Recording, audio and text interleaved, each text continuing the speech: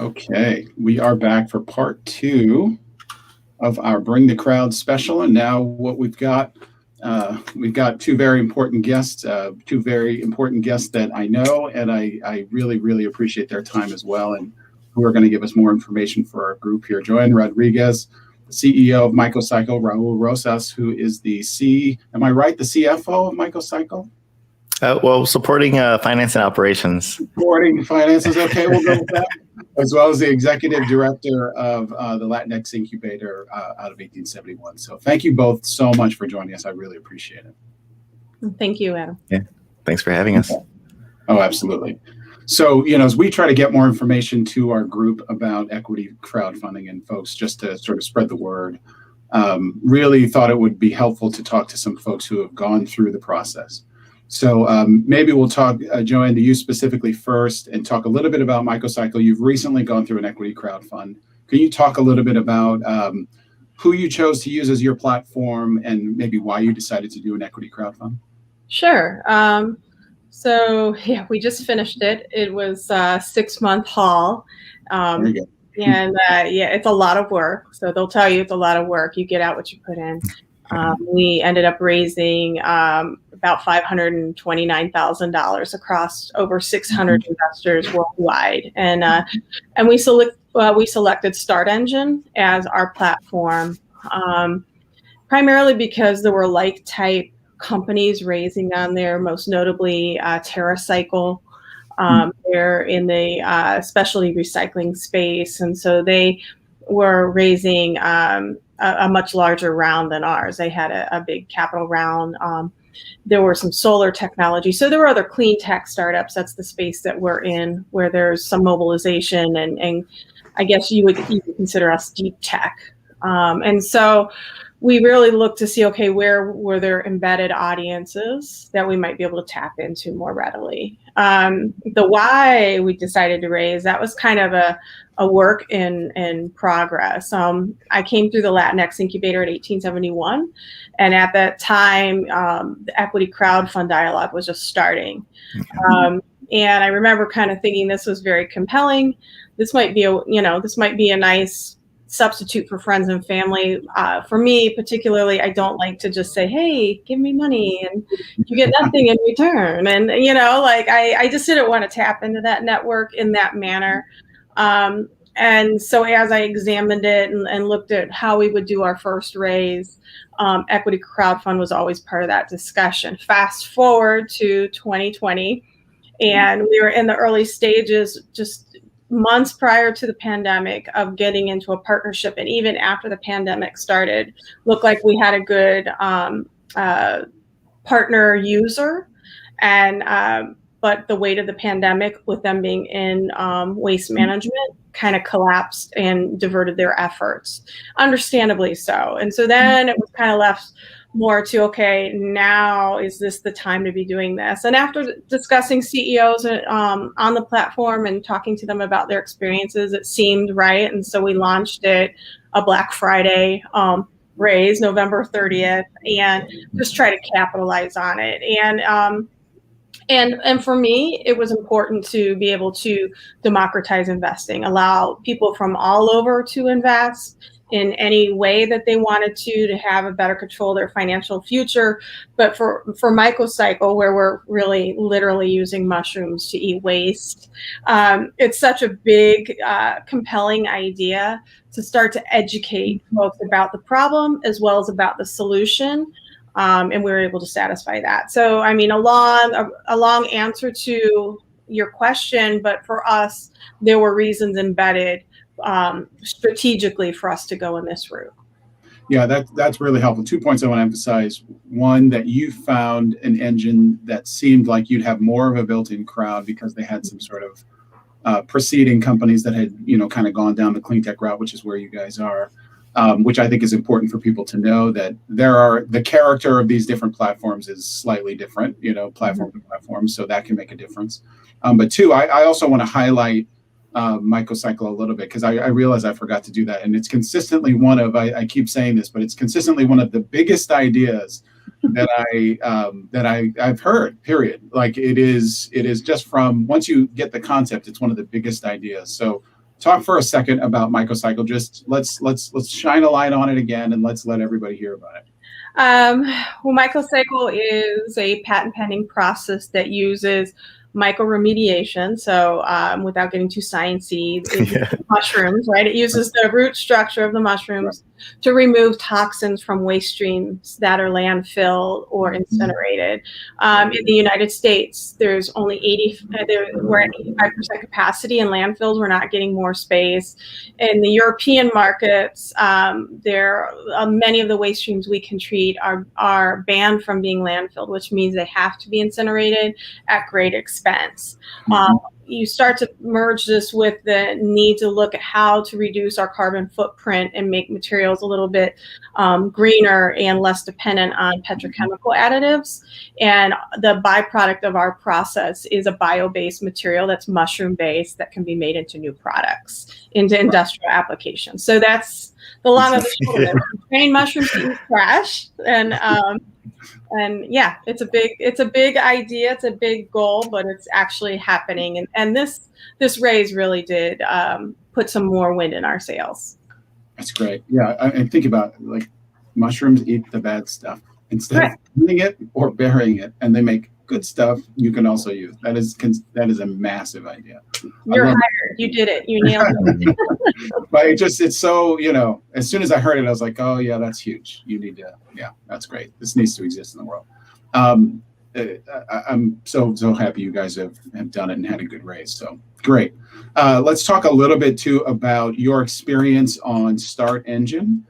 We just spoke with Representatives Cheryl and Heather from Republic. So I shine a little light on Republic. Let's talk a little bit about Start Engine, just to provide balance. What was your impression of the process, kind of onboarding? And did you feel like, in terms of partnership and the introductions and sort of getting on you could talk about your experience for all those, that you're sort of, you're launched from there? Did you feel like there were other things you wish you would have had access to? Or talk a little bit about Start Engine. Yes, all of that. Which is fair, for all of it. I think, one, I would just say you really have to ask a lot of questions and understand what you're getting into. And I really feel like we did that. I think what was, because things never happen one at a time. Start Engine was also in the midst of a huge capital raise. They're also a startup. So as startup entrepreneurs, there's a lot of magic that happens behind the curtain. Like you don't. And so I think in some instances, while we had a good experience, it might not have been the best experience because things fall in the cracks, right? Everybody is moving. And I think for us, because we have enough real world experience in business and in strategy and development, marketing, and all the good things, we're able to make a good situation out of it. I probably would have liked deeper engagement or I don't know. There were just some things I felt they fell flat on. I mean, I can let Raul speak to this too, because, he was part of this entire start to finish process, and he comes at it from a really unique perspective of being on the Republic side too. So. Right. Well, that's true. I guess we should disclose that. You are a venture partner for Republic as well? Yeah. Yep. Okay. Yeah. So, but you worked with, on Start Engine, so it's not like you're locked in a non-compete with them, and they're not going to bash you for that. So that's good. Do you find that, what are from the perspective of someone who's participating, when you were working with Microcycle, and then also in your role with Latinx Incubator as the executive director, what are the things you're looking for as a kind of a consumer of the product when it comes to these equity platforms that, makes it useful and beneficial? And what are the things you suggest people look for or you were looking for yourselves? Yeah, so like Jan was mentioning, I come at it from a bit of a unique perspective. I support equity crowdfunding in general. So anything that supports in helping democratize access to capital and bringing the opportunity to the masses to help build wealth over the long term, I'm all for it. Even more so when there's an opportunity that's as big as Microcycle. When she was first participating with the Latinx incubator, I was serving as entrepreneur in residence and now leading it. But just from those early stages, I mean, Joanne has grown so much, and seeing the progress of Microcycle from when they were, or she was a participant in the incubator to now today. I mean, it's phenomenal to see, and the progress through and the win that was received from the equity crowdfunding campaign now has positioned Microcycle for. I mean, it's crazy to think of all the work that still needs to get done, or what we're playing catch up on. But my perspective in supporting equity crowdfunding, it starts with one of the first platforms that launched here in Illinois.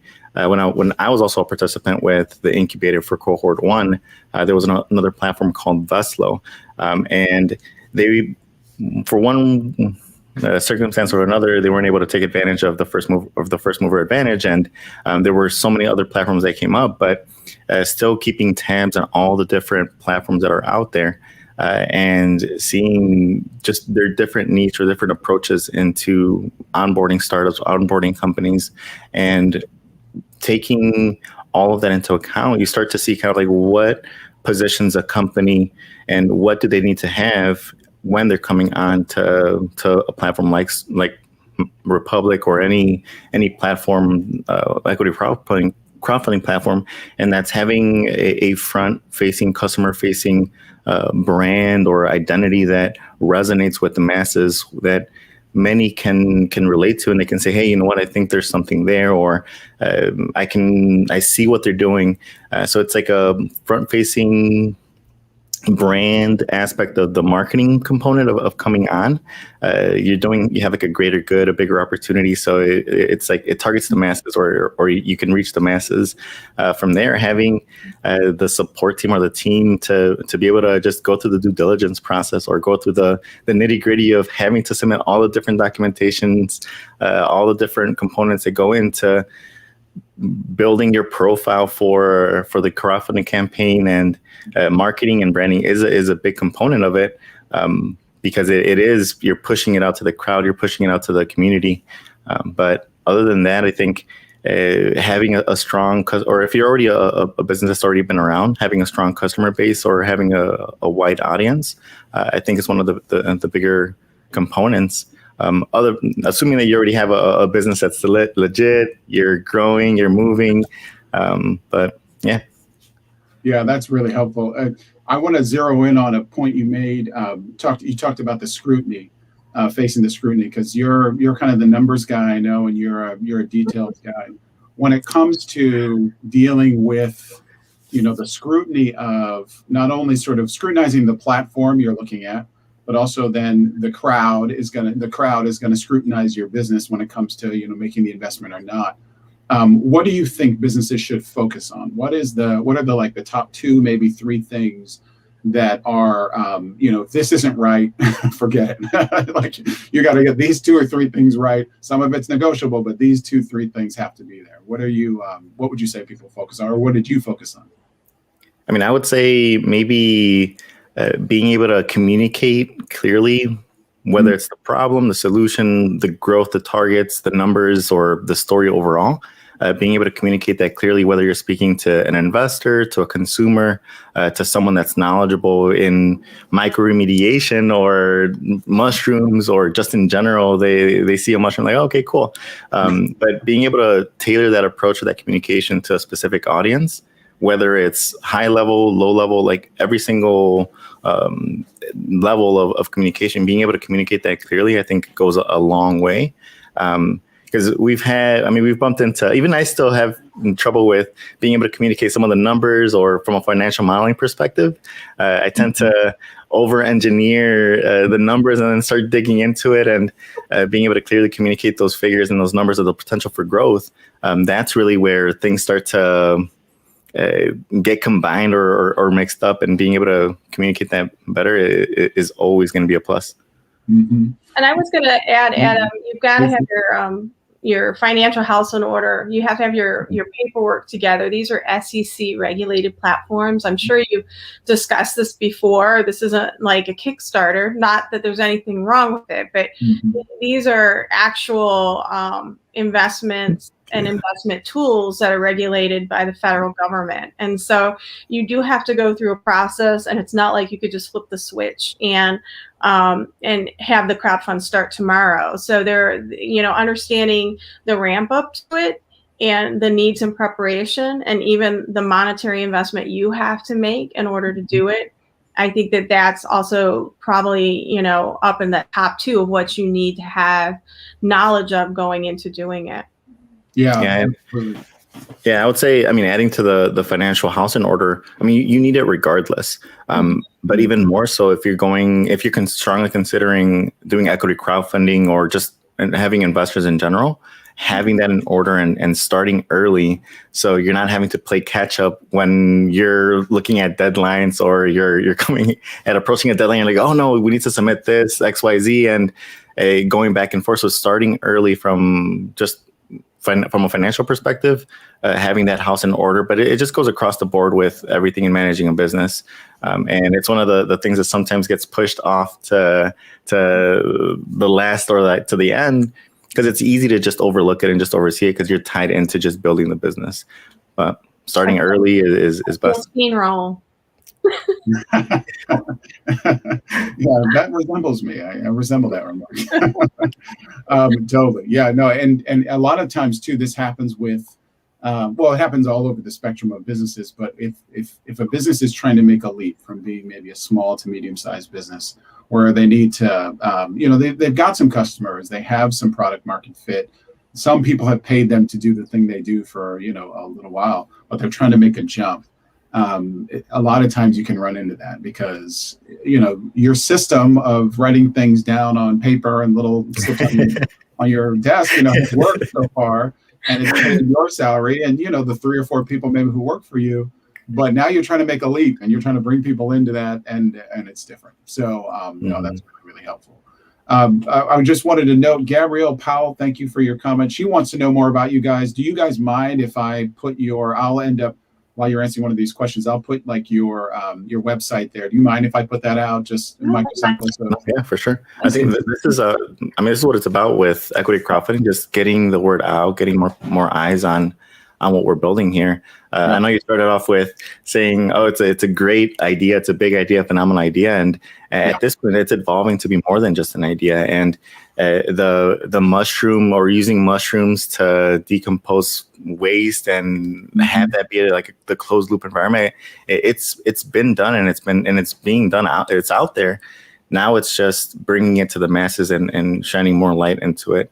And coming from a different perspective and having no background in like mycology or anything sciencey, right? Or like biology. I'm the numbers guy, numbers, finance, operations. Like that's what I dig into. But really seeing that there's an entire different world out there for just mushrooms in general. And I love mushrooms on my pizza. But now seeing that it can make the world a much better place, it gives it a whole different meaning. Yeah, I actually have a question that I didn't. You guys don't know I'm going to ask you, but I think you'll maybe have an answer for it. I've been hearing about mycelium being sort of crossing the line. I think with the FDA, right? It's going to be used to treat some of the PTSD or I think that's one of the things that's being used to treat PTSD in soldiers, cops, whatever, people who have experienced some kind of trauma. Have you heard about that? And do you think that will be a benefit to kind of the work you're doing as well? Because to me, that was like a complete revelation. My wife showed me this thing on Amazon that's called like The Weird World of Mushrooms or The Amazing World of Mushrooms or something. And they were talking about this. And then I heard about the FDA, the potential FDA clearance, I think it is, for mycelium. Have you heard about this? And how do you think that's going to affect what you guys are doing? Well, it's the what we would call like the psychotic treatment of fungi. So where it's being used in biomedicine, right. if you haven't seen the movie Fantastic Fungi, I recommend seeing it Yes. because it really does talk about the history of these, what people would call magic mushrooms, Right. really talking about the long-term impact and value in treatment, in medicine. And so, yeah, I mean, in Washington, D.C. and Washington Amazing. State, you're going to see this approved all across the board. This has been tested for decades. But because it was seen to be like natural and trippy and stuff like that, right? It got a bad rap.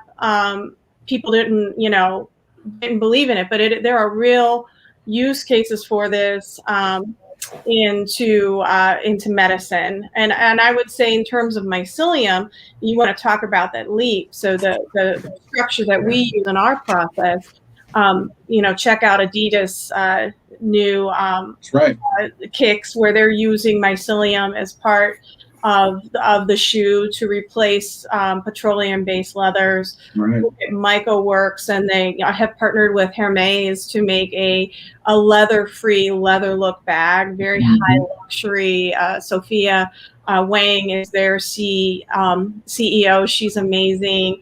So it's definitely bridging over into a consumer-facing product, and we see mushrooms in general being used at a greater degree in the medicinal side as well. Mm-hmm.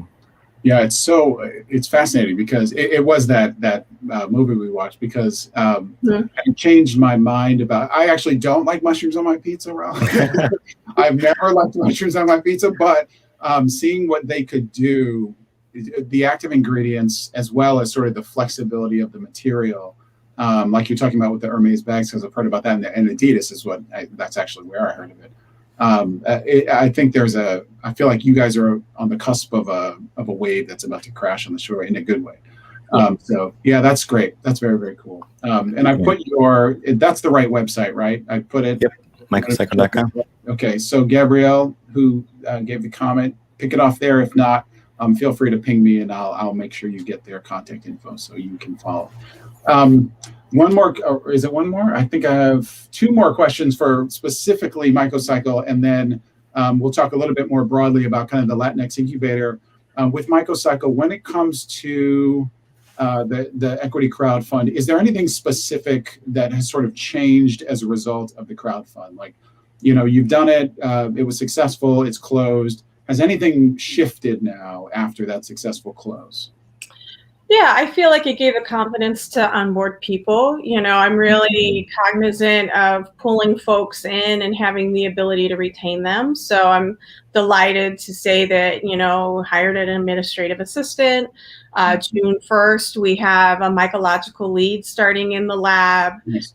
We have the lab space set up and established here in Bolingbrook, Illinois. So hopefully we'll be doing an open house on that and welcome folks out to that. So yeah, I mean, it just lent a greater sense of confidence on this and the ability to really move into these scale trials.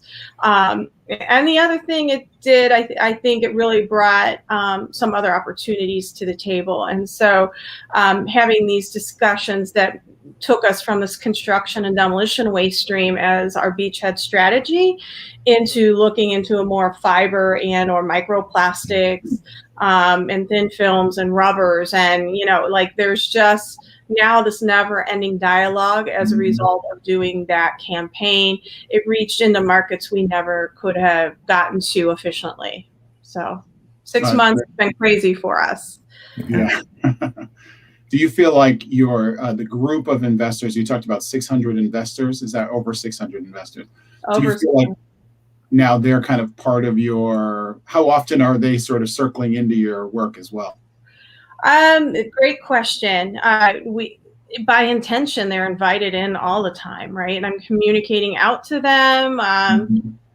I call them my CMN, my common mycelial network, right? But that's mushroom names for everything too. That's right. Cool. There are people. They are our first adopters. They obviously got preferential pricing on this round. Everything else from here is up. and we've already lent value and more value by having them there and having them extend the network in ways too that into business colleagues and in business opportunities. So they are definitely engaged. I hear from some of them quite frequently. I've got a few that I'm starting to work with as advisors, taking me into large organizations like waste management. And so, I mean, there's a lot of opportunity as a result. And so I feel strategically in engaging them and continuing to engage them, it would be an oversight to not do that. Right. I mean, and I think if you go into this, you have to embrace your first your day one folks, and I would consider them just that. They're day one folks, and we're happy to have all of them on board. Oh, that's great. That's very helpful, and I think smart and good for people to hear too. So that's great.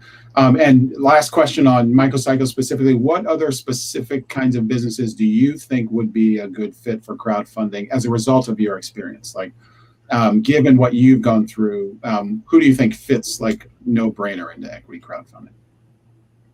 Raul, do you have thoughts? I mean, I think if you have a consumer brand, it's a slam dunk. We see some of those consumer brands do really well. But what about you, Raul?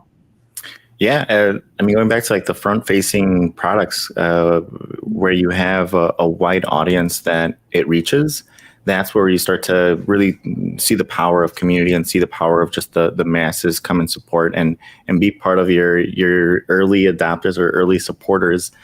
So having that it isn't like, oh, if you have it, that's it. It's a component of it.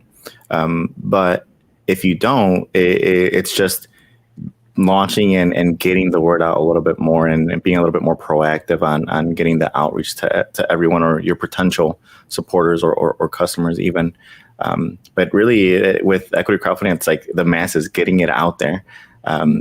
So front-facing world vision, something that resonates with the masses, with many, that's I think a component of the formula for success. Brands, direct to consumer, or anything that has like directly relating to the individual on a one-to-one basis, but on the one-to-many basis as well. So I can't think of any specific examples on that front, but when I think of anything that can reach the masses, or it's like when you think of a mission statement that goes and reaches your entire organization or entire company in a similar fashion now with a company for early supporters or investors. Yeah, I think the social impact side is huge. And I think that's why some of the climate clean tech companies are doing so well, where there might be a reticence from either institutional investors or organizations. They can't move the ship on a dime, right? And sometimes it's a longer value chain. There's a longer return on that investment. The consumers are saying, no, we want it now. I mean, people are saying, we see this, we need this shift, and we're supporting this shift consciously with our dollars. And that's really what I feel is most impactful, and why I see a lot of people in the clean tech, climate tech sector going in this direction. It's not that we can't get institutional investment. It's that it's really compelling and necessary to show that we have a portfolio here that says, yes, we want this and we need this and we're doing it now. That's a really interesting idea. I love that. The idea that sort of it's a leading edge instead of it's not following, it's really leading, because in some ways, people, there can be a perception of, this is a second choice instead of a first choice. But the idea, I think, that equity crowdfunding can really be the forerunner of the business case that is, less obvious to the people who are sort of steeped in one side of the business or steeped in one side of an industry. Right. Whereas equity crowdfunding is the crowd saying, it's time for us to move this direction. It's really a leading indicator rather than a trailer. No, I think I like that. And I think that's more, that makes sense to me, sort of as somebody who's living in the post-2020 era, where people are starting to kind of push for the things they care about. And they're saying, we can't really keep waiting for everything. It's time to move. So 100%. Yeah. Interesting. Now, so let's talk about the Latinx incubator specifically. Raul, are you pushing equity crowdfunding, or I'm assuming you're promoting equity crowdfunding? Where are you promoting it, and have you found any successes in other portfolio companies within the Latinx incubator? So I would say I'm not aggressively pushing it per se, because my role with the incubator is really more so being able to support everyone and push them all in the same direction without trying to sell them on one thing or another, even though I am a big supporter of equity crowdfunding, and I do serve as a venture partner with Republic, and I invest through multiple different platforms, not just Republic or Start Engine. My role is pushing everyone in equally in the same direction. So as far as promoting it within the incubator itself, I bring it up and I say, hey, it's an option. This is why it would be why you would be a good fit or why it would work. But then I let them come to that conclusion of whether or not this is right for them. I remember maybe a year or two ago, I brought it up with Veslo and the relaunch with Microcycle as well, but it just wasn't a fit right then and there, right? So it wasn't like just pushing it aggressively. It's like maybe it works, maybe it doesn't, or eventually if you come to the conclusion saying, hey, you know what, I think this is the right approach, and I think we're going to start seeing more and more companies and established brands and companies that are already legacy businesses seeing the uniqueness of having the broader community or the broader base be part of their growth or their journey. And I think we're going to start seeing more companies having that first business approach rather than, like you were saying, like a trailing. I think that's the direction that we're headed in. And the quicker you build community and you build a stronger base, the further you'll be able to go. Individually, we may not have much, but collectively, we start to become a force to reckon with. Yeah, I love that. And I've heard you say that before, and I want you to talk a little bit about it. The idea of being a legacy brand that would use equity crowdfunding. So let's say I'm Nike. What do you think, or what's the use case for a Nike to use an equity crowdfund, and why does that that seems to me to be so right? Where do you see that fitting into a legacy brand's strategy? First, I think there needs to be on the stakeholder side or the ownership side or the small group the small group of stakeholders that own the business or own that brand to be open to opening up that captive or opening up that ownership. Because that's really the first hurdle that I think we're going to bump heads with, is saying, hey, you know what, why, when I can grow, or when we can grow exponentially and continue building wealth for ourselves, why would we open it up to the masses, to the community? It's getting over that first hurdle and saying, hey, you know what, no, this is more than just the small stakeholders that can benefit from this. From there, opening up the cap table and then being able to say, hey, you know what, if you already purchase a product or support a brand or pay for a service, why wouldn't you want to diversify your investment portfolio in alternative or other assets that can grow and build wealth over time? And equity is much like real estate, and having equity in real estate. Now it's in companies that can grow and build wealth or grow exponentially or continue growing, and having that opportunity to diversify that portfolio as a consumer to say, hey, you know what, I'm not going to just buy this one product. I also want to have a stake in it. But then when you have a stake in it, you want to see that product in more shelves or more locations. So it's a win-win situation overall. And I think there's still yet to be a specific winning case that knocks it out of the park. But I think we're getting close.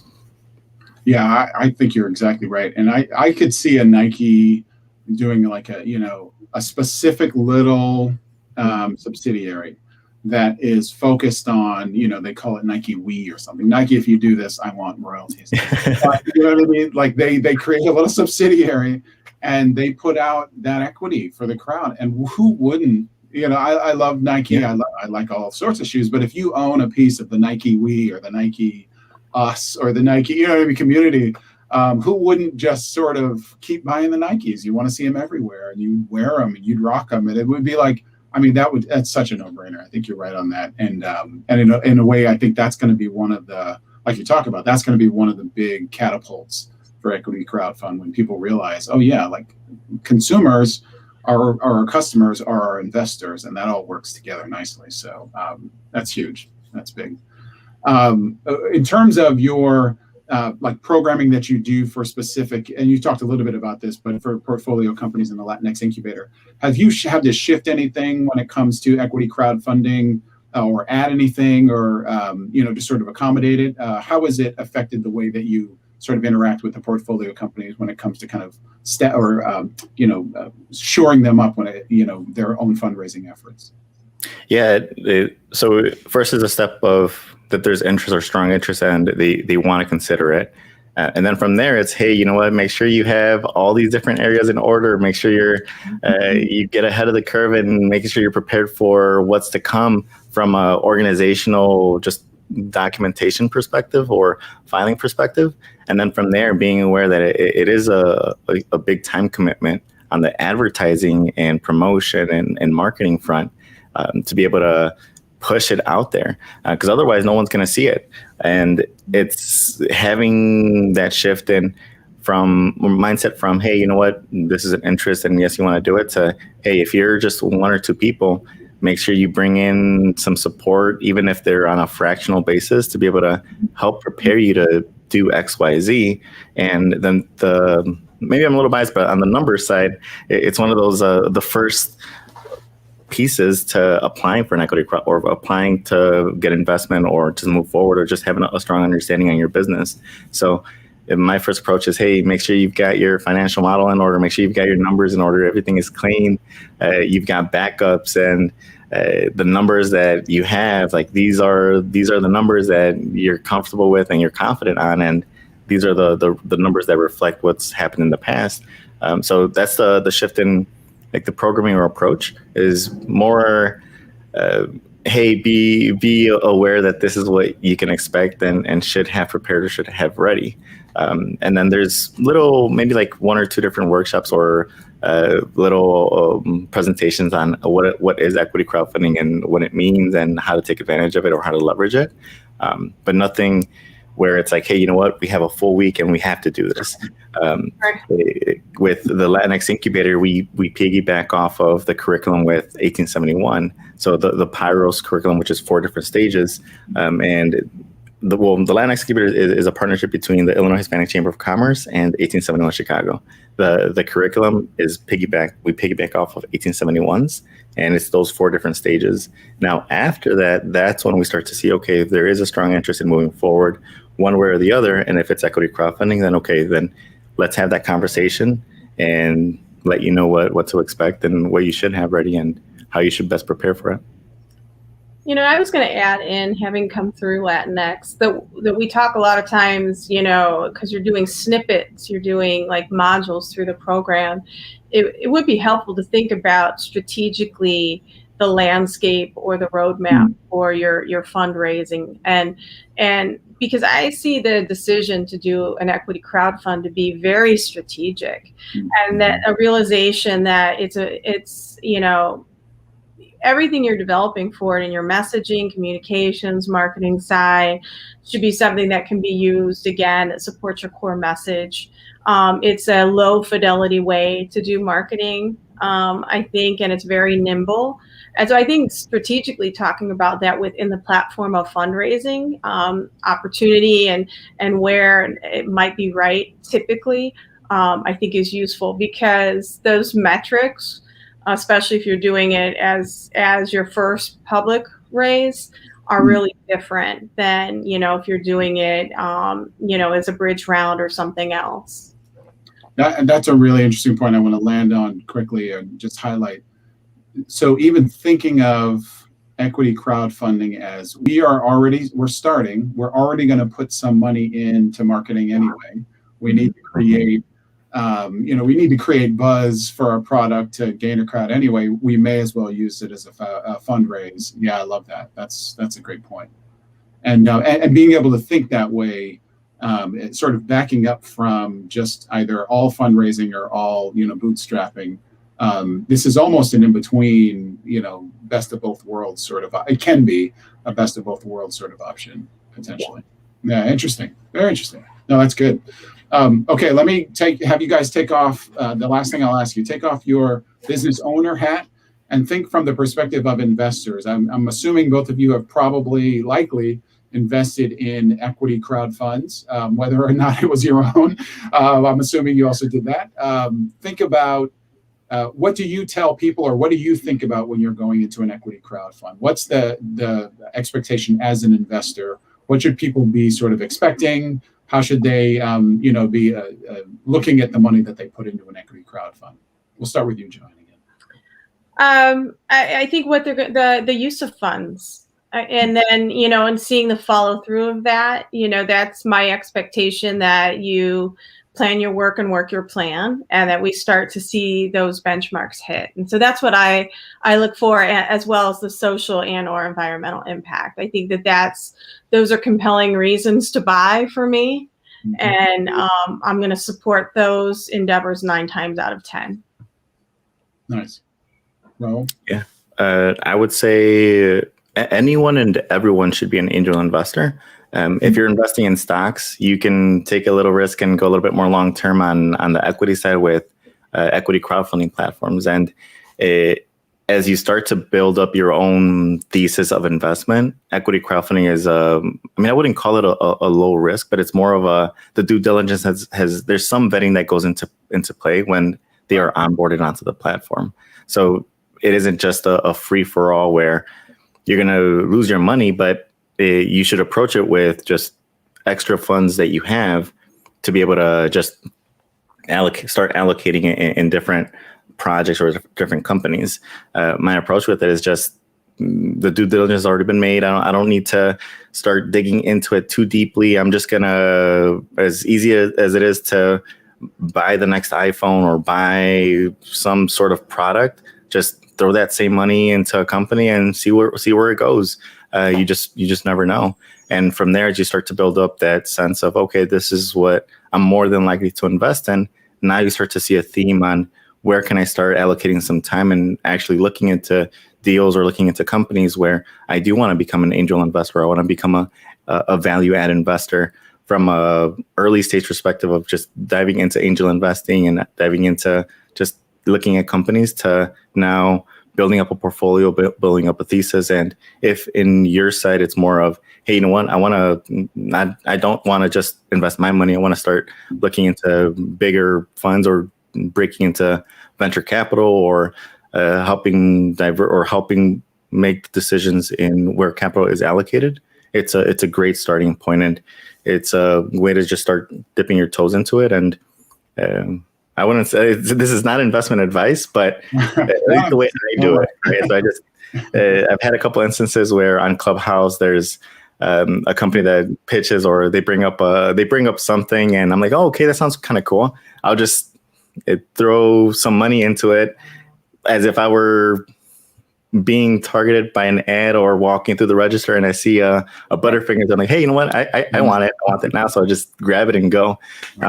There was a company in the virtual reality space. I can't recall their name right now, but when they had just launched, they were, I think, just hitting 100 or 200,000 on the platform, and they were able to get some push from an influencer or an online platform that highlighted their story and highlighted their behind the scenes, and that projected the campaign to be oversubscribed. So that's another approach to this whole equity crowdfunding, is having a wider audience or having an influencer or having a platform that's already established or has a following and aligning with them. And there's belief in both sides. You're not just going to promote a company or a brand just to promote it. I mean, I know some do, but for those that have that strong following, have that strong community, and they say, hey, you know what, I believe in this, then their followers are going to also support it. But that's a different instance that I've seen too. No, that's great. And those two words you said, due diligence, I love that. As you know, an attorney, I love people who do due diligence, but I think about the difference between the retail investing environment of, like, the GameStop and these equity crowd funds. So you are way ahead of the game with the equity crowd funds. Take that same money you were going to put into GameStop and put it into equity crowd funds. That's great. Or even into crypto. If you're gonna get all those like Dogecoin and all of, I mean, it's, you never know, but the same scrutiny that you just spend money, or take a look at your own finances and how much money you spend on going and eating out or drinking or whatever it may be, and then say, hey, you know what, maybe I can allocate half of that spend into betting on an entrepreneur or betting onto an early stage company. And it'll go a much longer way. And it's different for everyone in their approach and why they decide to invest or support early stage founders or founders of just underestimated backgrounds. But it's worth the bet. Yeah, no, absolutely. And I think you're right. I think actually a lot of people, I think the next group of folks who retail invest will do it second nature, and they will think of it like, oh, I'm going to skip this Saturday night and I'm going to put it into whatever asset class I've decided to focus on, and then I'm going to diversify. Next month I'm going to do this, and I think they're going to do that a lot more naturally than we do it now. So thank you so much, Bo. I appreciate all your time. Raul Rosas, Executive Director of the Latinx Incubator, Joanne Rodriguez, CEO of Microcycle. You guys have been great. I really appreciate this. I'm big fans of both of yours, and I definitely want to have another conversation like this, and we'll do crypto. We'll talk about Dogecoin. We'll talk about about the moon. No, seriously, thank you both, and we'll talk soon. Thanks, Adam. Thanks, Adam. All right, bye. Yeah. Bye.